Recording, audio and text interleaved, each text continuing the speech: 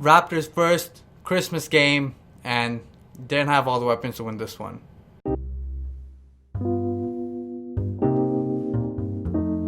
Raptors lose 118 to 102 to the Boston Celtics, and you knew after that first half that it was going to be a struggle for the Raptors to score efficiently against this Boston Celtics team that's quite small on the perimeter, but they have tons of guys who are agile, quick to defend, and just every pick and roll they switch, and it just seemed like the Raptors didn't have anybody who can take advantage of the mismatches, especially Serge Ibaka sometimes. And you know what?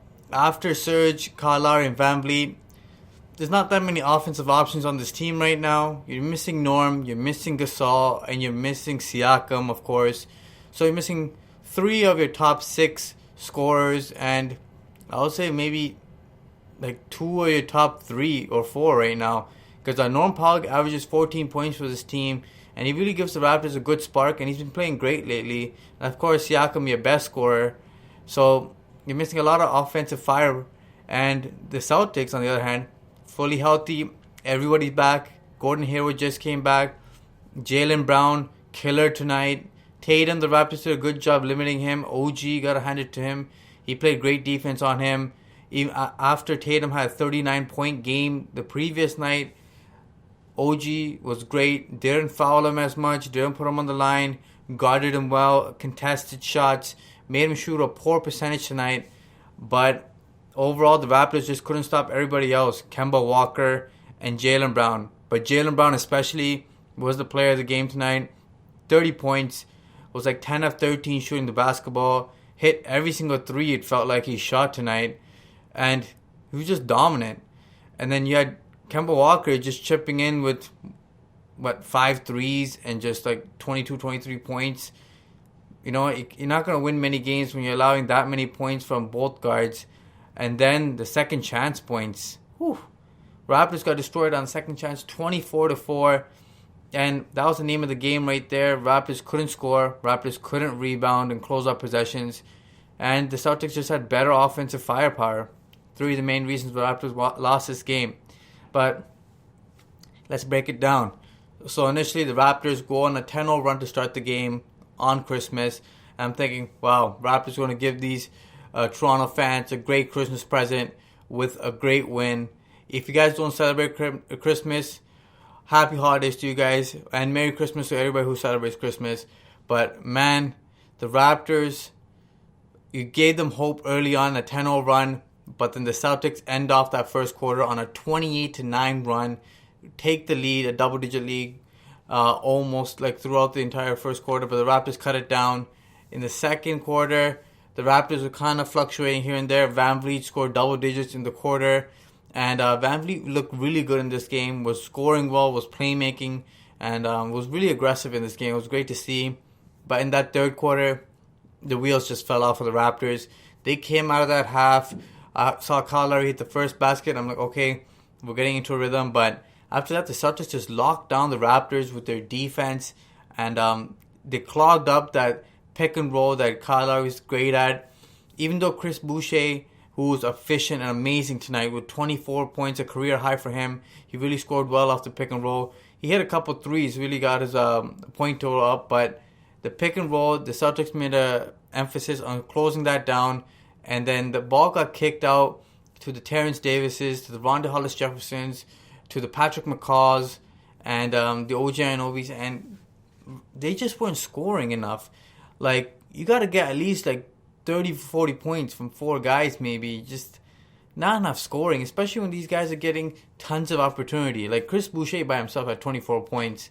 You got to get something out of these guys like Ronda Hollis Jefferson and Terrence Davis. They combined for like 12 points tonight or something. And that's not good enough.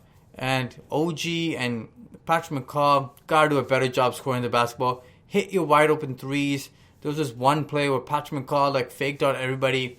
And it's like a 6 foot, 7 foot like mid range that should be just money in the bank. Like nobody guarding you.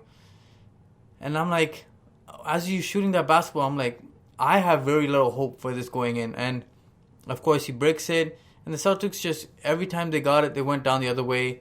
And every time the Celtics missed and the Raptors were trying to push, 5 guys all ran back for the Celtics, and they stopped the Raptors' fast break immediately. They just made sure everybody's back, clogged the lanes up, and that's where the Raptors really get their offense from, the fast breaks. We're like top 2, top 3 in fast break, and we got barely anything tonight. And then let me just say it, rebounding throughout this game, Enes Kanter destroyed the Raptors on the inside. He had a double-double off the bench, 12 points, 11 rebounds. Every single miss kept like falling into his hands. It felt like magic, and he just kept putting it up, and he killed the Raptors on the boards. And as a team, the Raptors got out-rebounded 45-34, not good enough. Second chance points, 24-4, not good enough. And then the defense, like, I just feel like I'm venting throughout this entire like podcast today. It's just not good enough. Like, there was one play where Wanamaker, their backup guard, because Marcus Smart wasn't in, so I guess they're not fully healthy yet, or he just didn't play. He gets the board, Wanamaker, and then he's dribbling with the guy on his like side, like one of the Raptors. But he goes and he drives a straight line drive all the way, gets the layup, and that's the Swiss cheese type of defense the Raptors were playing in this game. Just not good enough. From a championship team, and you're at home in front of your crowd for the first time on Christmas Day on nationally televised TV, the Raptors came up short. The effort wasn't good enough. Not enough multiple efforts to find shooters, to make the efforts to contest it. All in all, just the effort wasn't there. The offensive firepower wasn't there. Rebounding, like shooting, contesting, just so many flaws tonight.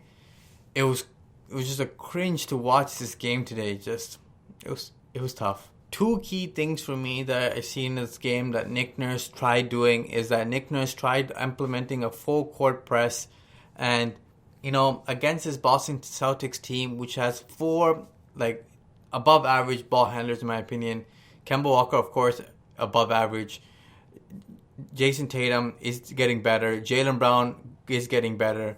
And Gordon Hayward, who's been playing like a point forward all his career, is a good ball handler. For those guys, you can't run this like full court press on these guys. They all know how to dribble. They're all agile. They're all like wing players. And they destroyed the Raptors full court press multiple times, ending up with wide open threes, alley-oop dunks. It was just way too easy, and that failed like instantly. The zone Nick Nurse tried on the second time, and you know what? It looked like it was going well because the Raptors were contesting it, but Jaylen Brown knocking down threes, then Tatum knocking down threes, Hayward knocking down threes. They shot the ball extremely well. 14 threes for the Boston Celtics, above 40% from three-point line, and they busted up that zone in like a few like mere seconds, it felt like, and that failed. And I don't know if the Raptors were emphasizing this or this is just how the Raptors were trying to defend the high pick and roll of Kemba Walker, but the guy that's usually on Kemba Walker in the beginning, whether it's Fred VanVleet or Patrick McCaw, whoever was on him, just gets hit by the high pick and roll by Daniel Theis, and then Serge Ibaka or Chris Boucher, whoever the big man is guarding Theis's man, was just like sagging. He just the big man just kept sagging. Whether it was Serge Ibaka most of the time, kept sagging in the lane, and then Kemba Walker is like, if you're gonna do that, I'll just casually walk into this three, and then it's like uncontested, and this is like a practice shot for him as he killed the Raptors multiple times on the high pick and roll, and it's just wide open. And this guy's an all-star. You gotta understand.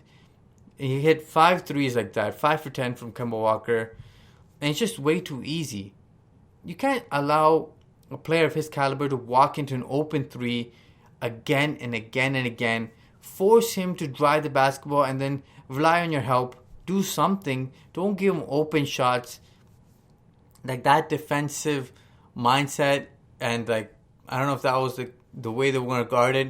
It was idiotic in my opinion. It just wasn't smart enough. And the Raptors got to do a better job because the Raptors face the Celtics again the next game in Boston.